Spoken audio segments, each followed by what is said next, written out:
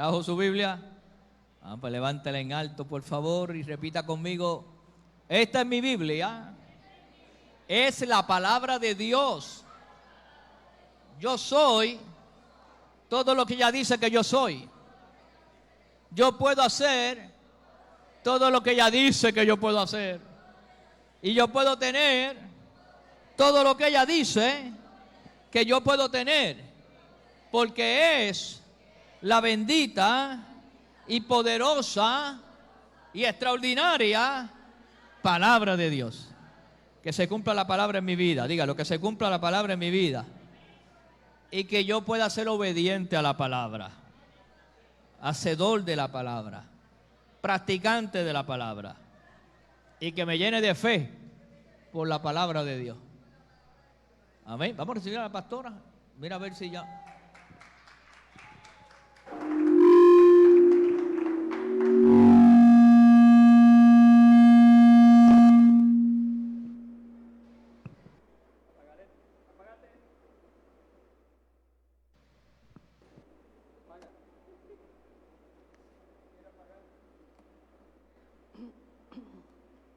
Bendecidos. Me van a excusar en esta mañana si la garganta me falla y como tengo un aire que me está dando directo, pues vamos a ver cómo estuve orando esta mañana. Sí, porque me está dando directamente acá al frente. Usted me va a tener un poquito de paciencia esta mañana. ¿Cuántos están contentos esta mañana? Estamos de celebración. Celebración de vida. Celebración del perdón de Dios sobre nuestras vidas. Le damos gracias al Señor por esta oportunidad que nos concede de estar aquí. Y hoy vamos a hablar, venía meditando esta semana, ¿qué voy a compartir con la iglesia? Si ya conocen el mensaje de salvación. Y mientras yo conduzco en las mañanas, voy en silencio. Y, Señor, que le voy a hablar a la iglesia, si ya hasta un ataúd mandé a comprar una vez aquí, que la gente se asustó, pensó que había un muerto aquí en el altar. ¿Qué voy a hacer? Así que les voy a hablar un tema que entiendo que el Espíritu Santo quiere que compartamos hoy. Y una de las cosas que vamos a estar hablando es, dentro de todo, y mi agenda, de las acciones, las consecuencias, pero el perdón de Dios. Porque la cruz es el perdón, simboliza perdón. Y quiero hacerle a la iglesia 5 preguntas y quiero que usted la analice conmigo porque en el día del viernes estuve encerrada toda la mañana pariendo este mensaje. Yo no sé si usted sabe lo que es parir, pero parir es hacer un mensaje que usted no sabe por dónde va a empezar y por dónde va a terminar. Así que quiero compartir con ustedes algo que el Señor puso en mi corazón y le voy a hacer 5 preguntas. ¿Alguno de nosotros hemos sido traicionados alguna vez? ¿Habrá gente que pueda tener la valentía de alzar la mano? Ok, usted está muy familiarizado con lo que yo voy a hablar hoy. ¿Conoces, la segunda pregunta, conoces personas que tienen falta de compromiso, que ayer te dieron una palabra y hoy te dieron otra?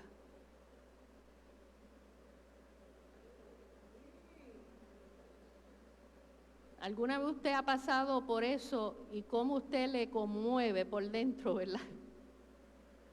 Primero porque todos hemos pasado por la experiencia de alguna traición. Pero no solamente hemos pasado por la experiencia de una traición, sino que posiblemente, sin nosotros querer, hemos traicionado a alguien. ¿Alguna vez traicionaron tu confianza que tú tenías con alguien? ¿Alguna vez tú tenías una confianza con una persona que inclusive comió en tu mesa, entró a tu casa, conocía las cosas más íntimas de tu vida, sabía todos los detalles de tu vida y esa persona te traicionó tu confianza? ¿Habrá alguien que rompió un pacto que tenía contigo en el mismo altar? ¿Habrá alguien que hizo un pacto contigo en el altar que iba a estar contigo hasta las últimas, en las buenas y en las malas? Y hoy cuando miras a tu lado no está. Y por último, ¿conoces de una persona de tu confianza que te engañó o que fue desleal contigo? Yo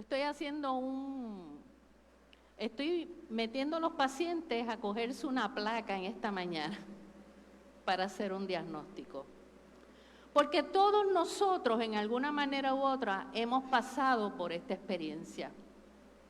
Nosotros, los que estamos en el liderazgo y los que somos pastores, no estamos exentos, y la congregación tampoco, de haber pasado por esta experiencia en sus vidas. En esta mañana, iglesia, yo les voy a hablar del acto de la traición. Porque mientras iba en mi vehículo, esta palabra vino a mi mente. Y mientras veía un programa de televisión, precisamente vi un ejemplo hipotético de lo que es una traición. El acto de la traición es el mensaje de hoy.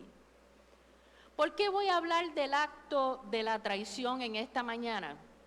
Porque nosotros no estamos exentos de haber pasado por la experiencia de haber sido engañados.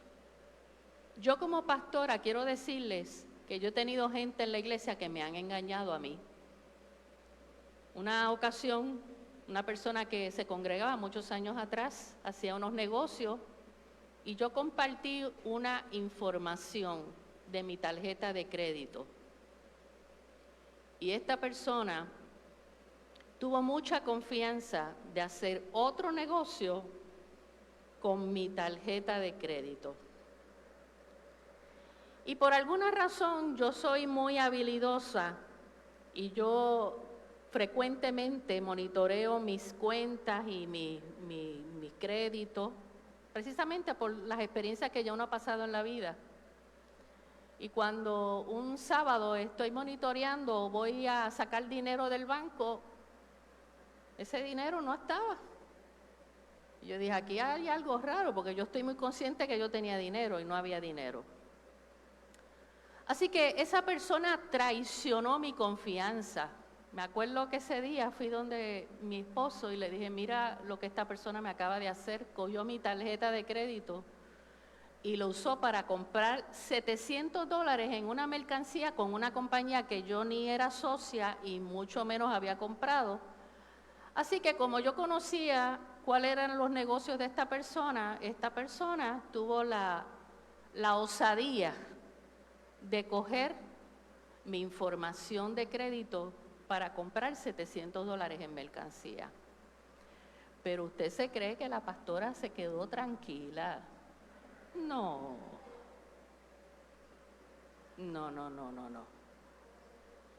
Yo cogí, me metí por internet, averigué el número de teléfono de la compañía en Estados Unidos y cogí el teléfono y llamé. Y solicité una investigación de alguien que era socio de esa compañía para que averiguara quién había utilizado mi tarjeta de crédito para comprar mercancía. Pero usted se cree que la pastora se quedó ahí. No. El pastor me dijo, mira, ten cuidado lo que vayas a decir. Tranquilo, pero con esta dama voy a hablar yo. Cogí el teléfono y le dije, fulana de tal, quiero decirte que me acabo de enterar que usaron mi tarjeta de crédito para comprar mercancía en una compañía donde tú estás. La dama no solamente me traicionó, sino que quiso engañarme y me mintió. Me dijo, ay, pastora, ¿cómo va a ser? Eso tiene que haber sido un error de la compañía. Yo le dije, pues si es un error de la compañía, yo quiero decirte que ya yo llamé a Estados Unidos, solicité una investigación y enganché. ¿Saben lo que pasó, hermano? Que al poco tiempo me enteré que la compañía votó a esta dama de la compañía. Por querer mantener una posición en la compañía, quiso aprovecharse, aprovechó la confianza que yo le había dado con una información mía personal y al final la sacaron de la compañía. Las traiciones causan mucho dolor, causan muchas situaciones en la vida de un ser humano. Causan traiciones, hay traiciones de todas formas y de todas maneras. Ahora estamos en la era de llamadas telefónicas a tutiplén. El fraude está donde quiera. Yo recibo llamadas de Estados Unidos de gente que yo ni conozco. Y si son americanos, pues yo les hablo español. Y si me hablan español, yo les hablo en inglés. Y al final me tienen que enganchar la llamada. Pues el acto de la traición, no estamos nosotros exentos de haber pasado por esa experiencia. Sabemos que las traiciones se manifiestan de muchas formas y maneras, impactando nuestras vidas. A veces tenemos familia que nos han traicionado. Oye, la gente más cerca de uno. A lo mejor el que durmió contigo por años te traicionó. A lo mejor el que era socio contigo en un negocio se quiso aprovechar. Tan reciente como oí un caso de una gente que eran socias, se fue de la sociedad, abrió otro negocio similar a donde estaba y se llevó los clientes. Qué barbaridad, ¿verdad? Pero sabemos que las traiciones se manifiestan de muchas formas y maneras, dentro de la familia, dentro del trabajo, en el matrimonio, que mucho dolor causa cuando una mujer o un hombre es traicionado dentro del matrimonio. ¿Cómo se daña la confianza? ¿Qué heridas más profundas ha dicho el profesional de la salud que causa una traición dentro de un matrimonio y hasta en el trabajo? Yo quiero que usted vaya conmigo a Lucas capítulo 22, del 1 al 6. Y vamos a hacer una tesis en esta mañana sobre este tema que estamos hablando. Lucas, en el capítulo 22, y yo sé que hay algunas personas que están dando rewind. Lucas capítulo 22, del 1 al 6 dice: estaba cerca la fiesta de los panes sin levadura, que se llama la Pascua. Y los principales sacerdotes y los escribas buscaban cómo matarle, refiriéndose a Cristo, porque temían al pueblo. Y dice el verso 3, y entró Satanás en Judas, por sobrenombre Iscariote, el cual era del número de los 12. Y este fue y habló con los principales sacerdotes y con los jefes de la guardia de cómo se iba a entregar a Cristo. Y dice el verso 5, ellos se alegraron y convinieron en darle dinero. Y él, ¿qué hizo? Se comprometió y buscaba una oportunidad para entregárselo a espaldas del pueblo. Y yo sé que usted ha escuchado este personaje, dicho sea de paso, ha pasado miles y miles de años y todavía seguimos hablando de Judas Iscariote. ¿Quién era Judas Iscariote? Porque la Biblia me habla de un nombre y de posiblemente un sobrenombre que tenía él. Un hombre que estuvo con Cristo, un hombre que vio milagros de Cristo, un hombre que sabía del ministerio de Cristo. Ahora, cuando me puse a estudiar de Judas, una de las cosas que posiblemente se establece o se sugiere, que Judas era origen de la familia de Judas, de los sicarios. Quiere decir que venía de una ramificación de unos judíos radicales y probablemente de una generación de terroristas. Así que de donde venía Judas, se dice la historia que posiblemente no venía de muy buena familia, ni se rodeaba de muy buena gente. Así que ya venía con unas cosas en su vida, pero con todo y eso Cristo amaba a Judas. ¿Qué pensamos de Judas y qué podemos hablar de él? Cuando leo la Escritura, Judas fue uno de los 12 discípulos escogidos por Jesús. Y mire, cuando yo pienso en la palabra escoger, tiene que ser una persona que haya sido de tu confianza. Cuando usted escoge a alguien para estar en su equipo de trabajo, tiene que usted haber evaluado la trayectoria de esa persona o cómo era esa persona. Pero la Biblia dice que Cristo escogió a Judas, para estar con él. Así que Judas tenía una distinción especial por estar con el Señor. Dicho sea de paso, nada más estar con el Señor y ver los milagros y lo que Cristo hizo, tiene que ser una posición especial estar con el Señor. Estaba entre los 12, en los escogidos, y andaban con el Señor.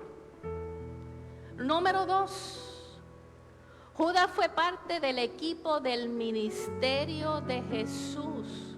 ¿Sabe cuál era el puesto de Judas Iscariote? Era el tesorero, el que manejaba las finanzas del ministerio de Cristo. Así que serviría como custodio y distribuidor de los caudales recogidos del ministerio. Era el que manejaba, era el que pagaba. Cuando alguien venía donde Jesús, ¿qué decía Jesús? Vete al tesorero, que él es el que maneja el dinero. Era el que cargaba la bolsa. Así que dentro del ministerio de Cristo, tengo que señalar, haciendo un paréntesis, que era un ministerio bien organizado, porque Cristo tenía una persona que le corría las finanzas. Así que dentro de todo esto, cuando pienso en Judas Iscariote, pienso que conocía los lugares donde Cristo frecuentaba para orar. Y cuando usted lee los evangelios, se da cuenta que Judas Iscariote sabía dónde iba a encontrar a Cristo, porque era el lugar donde él frecuentaba para orar. Y ahí fue que señaló a los soldados para tomar a Cristo en custodia. Cristo era un ladrón. No solamente estaba en el ministerio de Cristo, sino que la Biblia señala que sustraía de lo que echaban en la bolsa. Así que no solamente Cristo lo tiene como parte del equipo, sino que Judas le robaba dentro del ministerio de Cristo. ¿Alguna de ustedes le han robado? Mire, de los más cercanos. Ay, pastora. A veces hasta de los mismos hijos nos pueden tumbar.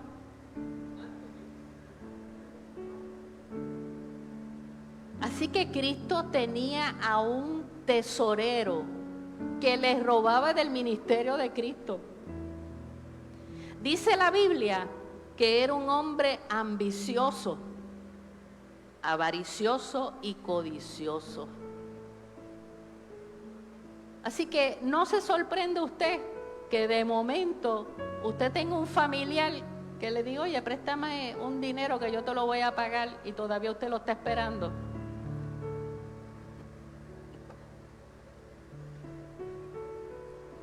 Porque de la gente más cercana de uno, es a veces con la gente que usted más se tiene que cuidar. Qué cosa, ¿verdad? Así que Judas no solamente era ambicioso, avaricioso y codicioso,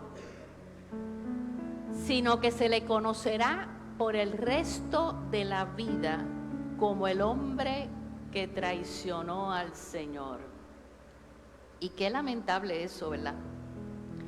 Porque cuando leo la escritura en Lucas capítulo 22, Cristo sabía que Judas lo iba a entregar.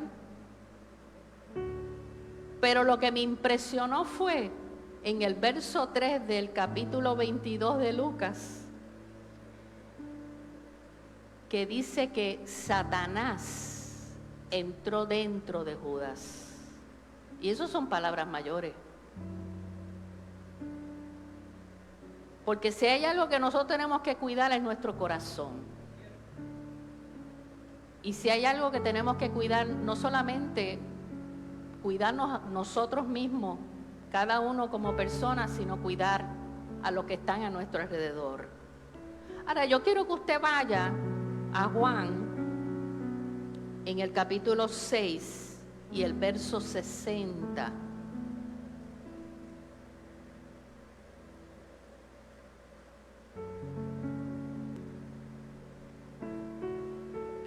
Juan capítulo 6 y el verso 60. Hay una escritura aquí. Amén. Dice, al oírlas, muchos de sus discípulos dijeron, dura esta palabra. Esto yo lo compartí la pasada predicación. Había gente que estaban con Cristo y escuchaban la palabra y dijo, esta palabra es dura. ¿Quién la puede oír? Sabiendo Jesús en sí mismo que sus discípulos, ¿qué hacían? Murmuraban. De esto les dijo, ¿y esto les ofende? Pues qué, si vieres al Hijo del Hombre subir, ¿a dónde estaba primero? El Espíritu es el que da vida. La carne para nada aprovecha, pero las palabras que yo os he hablado son espíritu y son vida. Pero hay algunos de vosotros, que dice la Escritura, que no creen. Andaban con Jesús, vieron sus milagros, vieron cómo Cristo multiplicaban los panes y los peces. Escuchaban su palabra, pero ¿qué dice la palabra? Que no creían. Aún viendo, no aceptaban lo que estaban viendo con sus ojos y sus oídos. Porque Jesús sabía desde el principio quiénes eran los que no creían y quién le había de entregar desde un principio. Me acuerdo, haciendo un alto, conocí una dama que tenía 2 joyerías en Puerto Rico, nuestra querida Aida del Río, que estuvo un tiempo con nosotros aquí dando labor voluntaria. Y me acuerdo que una vez me compartió algo de su negocio y me dijo, mire pastora, ¿usted sabe lo que yo hago en mi negocio para saber si el empleado es de confianza o no? Yo le dejo un par de pantallas afuera. Yo le dejo un pescadito.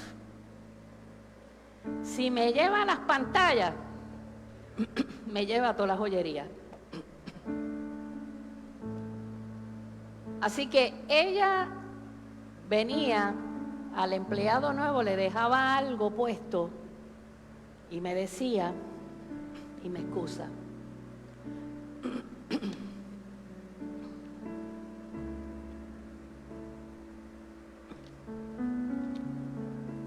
si me lleva las pantallas, me va a seguir robando. Porque siempre la persona empieza con poquito y va poco a poco hasta que te va llevando todo. Y dice la Escritura, volviendo acá al tema, porque Jesús sabía desde el principio quiénes eran los que no creían y quién le había de entregar. Y dijo, por eso os he dicho que ninguno puede venir a mí si no le fuere dado del Padre. Desde entonces, muchos de sus discípulos quisieron, se volvieron para atrás y ya no andaban con él, no creían en él, y el que estaba en el ministerio lo iba a entregar. Así que, ¿cómo estaría Cristo durante todos esos años pensando, la persona que está a mi lado me va a entregar? La persona que está al lado mío está maquinando cómo lo va a hacer. Así que la palabra de Dios me establece que Cristo sabía desde el momento en que le dio en la última cena que estaban todos los discípulos, Cristo dijo en una conversación, aquí hay alguien que me va a entregar, y al que yo le dé este pedazo de pan y se lo coma, ese es el que lo va a hacer. Porque Dios conoce nuestros corazones. Dios sabe todo lo que el hombre maquina en su corazón. Ahora, si usted va a Marcos, en el capítulo 14, del verso 32. Marcos, capítulo 14 y verso 32.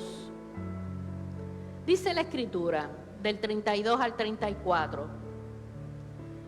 Vinieron pues a un lugar que se llama Getsemaní, y dijo a sus discípulos, sentaos aquí, entre tanto que yo oro. ¿Qué hacía Cristo? Se separaba por un tiempo, oraba y le pedía a sus discípulos que oraran juntamente con él.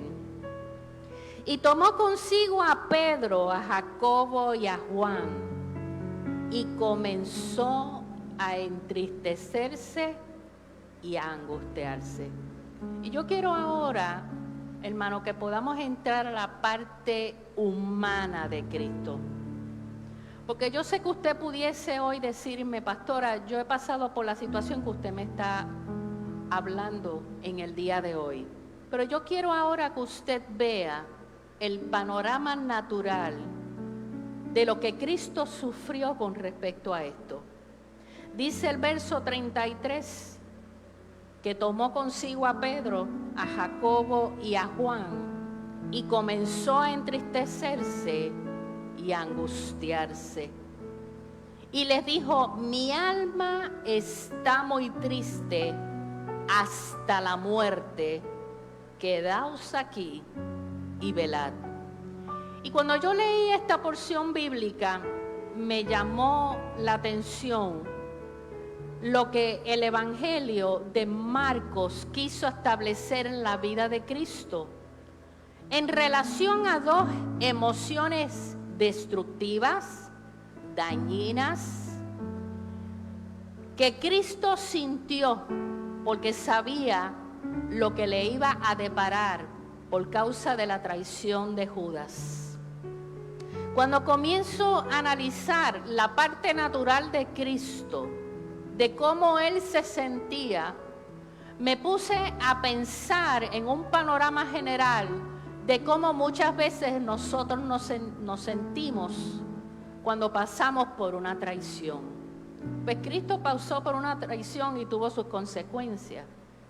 Y una de las cosas que quiero establecer para darle conclusión o dándole cierre al mensaje es que Cristo sintió los efectos de la persona que estaba más cerca de Él y de las consecuencias que Él vivió por causa de ello. ¿Por qué razón?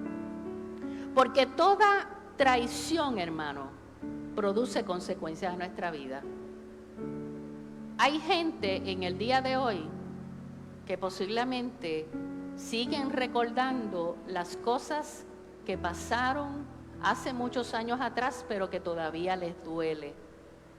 Les causa tristeza y les causa angustia. Cuando pienso en la naturaleza del hombre de Cristo, pienso que cuando pasó por la traición de Judas, sintió en ese momento probablemente desconfianza de los demás. Y nosotros no estamos exentos de eso. A veces cuando usted lo han traicionado en alguna área, usted se pone, ¿verdad?, apático con mucha gente y dice que no me vuelvan a coger de nuevo.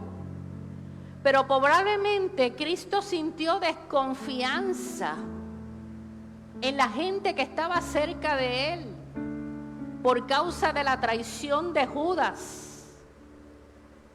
Probablemente Cristo sintió aflicción, sensación de opresión, dolor y sufrimiento.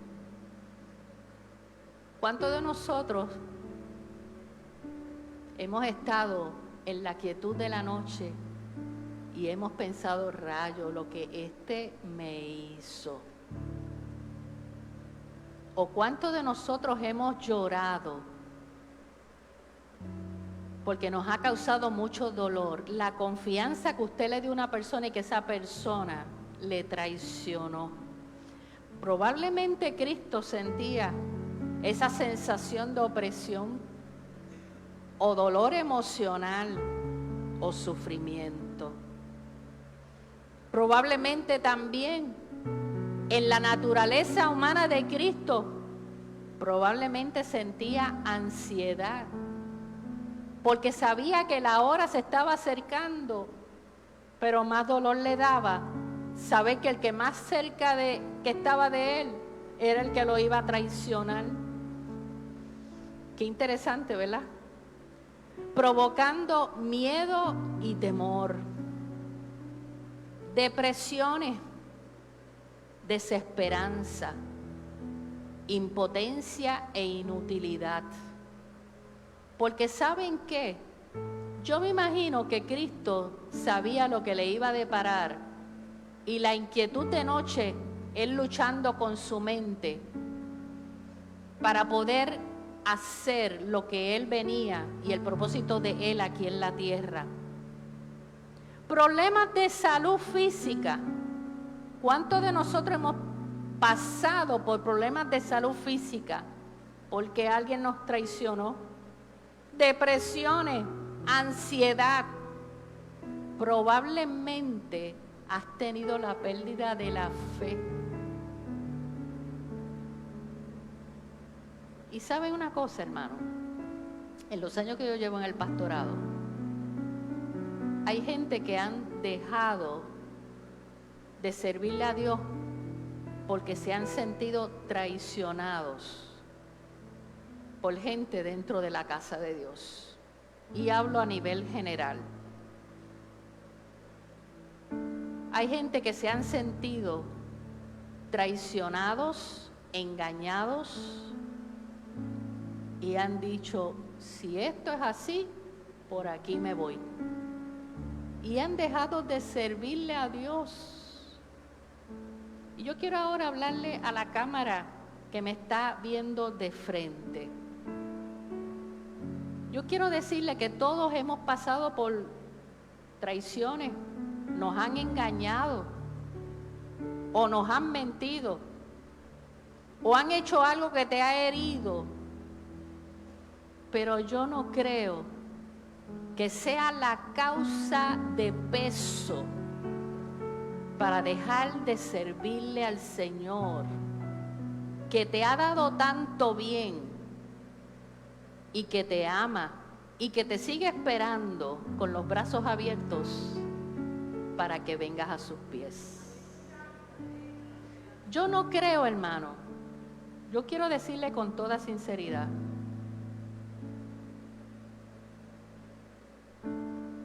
yo no creo que debe de haber ninguna razón por la cual dejar de servirle al Señor. Y se lo dice una mujer de 61 años que conoció a Cristo a los 16, en mi plena juventud, teniendo mis luchas de joven.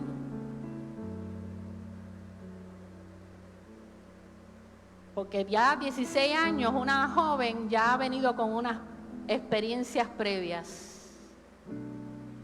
Pero cuando uno conoce a Cristo, cuando uno tiene unas experiencias personales con Dios, yo quiero decirle que nosotros como pastores hemos pasado sin número de cosas como cada uno de ustedes, pero nunca ha sido la razón para servirle a Cristo. Nunca ha venido en mi mente el pensar que porque estoy pasando por una prueba, yo voy a dejar de servirle al Señor. Porque lo que Él me ha dado a mí sobrepasa todo lo que puede uno pasar en la vida y en su trayectoria y en el caminar de uno para uno abandonar el amor del Señor. El acto de la traición, posiblemente en Cristo, vino deseos de venganza. ¿Cuántos de nosotros nos abre ese deseíto, verdad? Déjame vengarme de este sinvergüenza lo que me hizo. ¿Usted no piensa que a lo mejor Cristo pudo haber pensado en algún momento dado? Porque la Biblia dice que Cristo fue tentado en todo. Y cuando la Biblia dice que Cristo fue tentado en todo, dice que es en todo. Deseos de venganza, amargura, quebranto, desconsuelo y tribulación. Probablemente Cristo sintió impotencia e inutilidad. Y por último, desilusión. Y muchas veces nos hemos desilusionado con las cosas que nos pasan o con la gente que nos rodea. Pero Cristo también pasó por lo mismo. Ahora quiero hacer el cierre de este mensaje. Y quiero que ustedes vayan a Mateo capítulo 6 y verso 12. Y yo quiero cerrar este mensaje porque probablemente pudiésemos desmenuzar un poco más los efectos de lo que es una traición en nuestra vida. Pero la Biblia dice en Mateo capítulo 6 y verso 12 que perdonemos nuestras deudas como también nosotros perdonamos a nuestros deudores. Hay una palabra que Dios tiene para nosotros en esta mañana.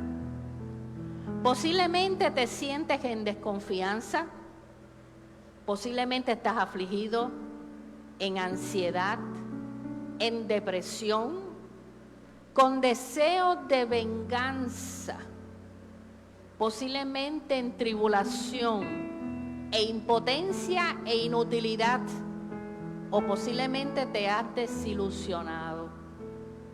Pero la Biblia dice en el libro de Mateo que perdonemos nuestras deudas. ¿Sabe? Cuando atiendo varios casos aquí en la oficina, que la mayoría son mujeres, y hay un taller que le doy a las damas, una de las cosas que yo les pido a ellas es que primero se perdonen ellas mismas. Y hay que ver los ojos de algunas de estas damas, cómo se humedecen, porque tienen mucho dolor, porque se sienten culpables de las decisiones que ellas tomaron en el pasado, teniendo algún prototipo de pareja o aguantando violencia doméstica en el hogar. Y una de las cosas que yo les pido a ellas es que se perdonen primero ellas. La Biblia dice en Mateo: perdona tus deudas, como también nosotros perdonamos a nuestros deudores. Le dijo una vez a una mujer: perdona a tu agresor. Vete a un lugar tranquilo y haz que lo tienes de frente y perdónalo por lo que te hizo. Porque el perdón no solamente es sanador, pero es sanador primero ¿para quién? Para uno. Así que en la vida, hermano, a lo que yo quiero llevar con esta cita es que si usted se ha sentido en algún momento dado, o usted sigue cargando las consecuencias de la traición de alguien que estuvo con usted, de alguien que comió en tu mesa, de alguien que caminaba contigo, que era de tu confianza, la Biblia dice que perdonemos nuestras deudas, pero que también perdonemos a nuestros deudores. Y cierro con el 14. Porque si perdonáis a los hombres sus ofensas, tampoco vuestro Padre os perdonará las nuestras. El mensaje de la cruz es un mensaje de perdón. Es un mensaje de reconciliación.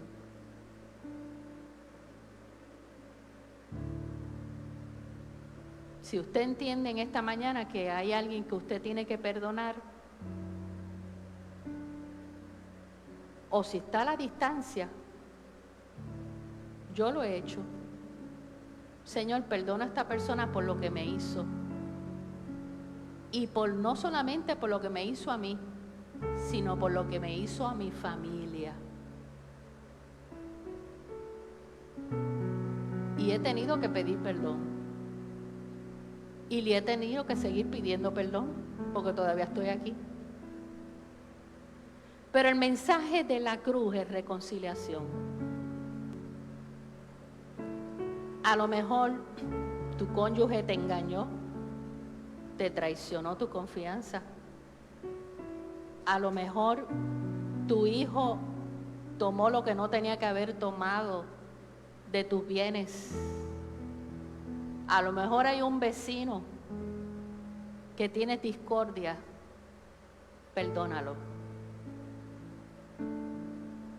A lo mejor hay gente que la sigues recibiendo en tu casa y dice, lo tengo que recibir porque no tengo otra opción, porque me traicionó, perdónalo. Porque el mensaje de la cruz es perdón y es reconciliación.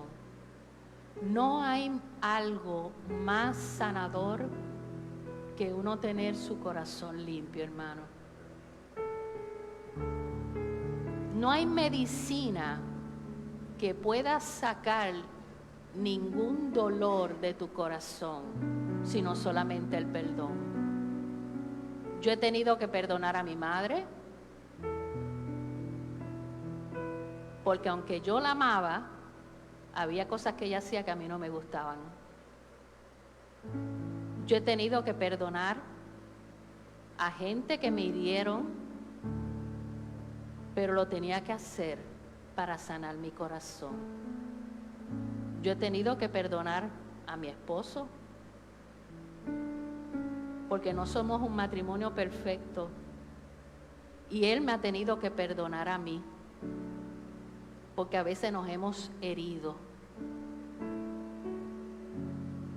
¿Cuál es el cierre y el botón de cerradura en este mensaje? Aquel que te agredió, aquel que te dañó, aquel que te mintió, aquel que te engañó, aquel que fue un truquero, que fue un sinvergüenza, póngale el nombre que usted quiera, perdónalo, para que sanes tu corazón, para que el día que Dios te llame ante su presencia, usted se vaya libremente. Y usted sabe por qué hay gente que están en sus últimos momentos de vida, que no se pueden ir, porque tienen que arreglar cuentas primero con el Señor. Si te hirieron, si te dañaron, si trastocaron tu sexualidad sin tu querer, perdónalo. Si alguien dijo algo, si tu padre te dijo algo que te hirió, perdónalo. Si tu madre te castigó severamente, sin tú merecerlo probablemente, perdónala. Pero que en esta mañana, hermano, cuando usted salga de aquí, vaya al lecho de su oración en privado y diga, y cierro con esta oración: Señor, perdonamos a aquellos que nos traicionaron, que dejaron heridas en nuestra vida, que nos dañaron, que nos laceraron, que causaron dolor emocional, que nos dejaron secuela de maldad, que nos dejaron pensamientos de discordia y de rencor. Padre Celestial, pedimos perdón sobre aquellos que bajo la ignorancia quisieron dañarnos, quisieron dejar secuela de dolor en nuestro corazón y en nuestra vida. Te pedimos, Padre Celestial, que en esta mañana el mensaje de la cruz es un mensaje de salud, salud emocional, salud en nuestro corazón, salud en nuestras emociones, pero es un mensaje de perdón. Padre, como tú nos sanaste y como tú nos perdonaste nuestras ofensas, nosotros perdonamos las ofensas de aquellos que nos traicionaron. En el nombre de Jesús. Amén y amén. Bendiciones.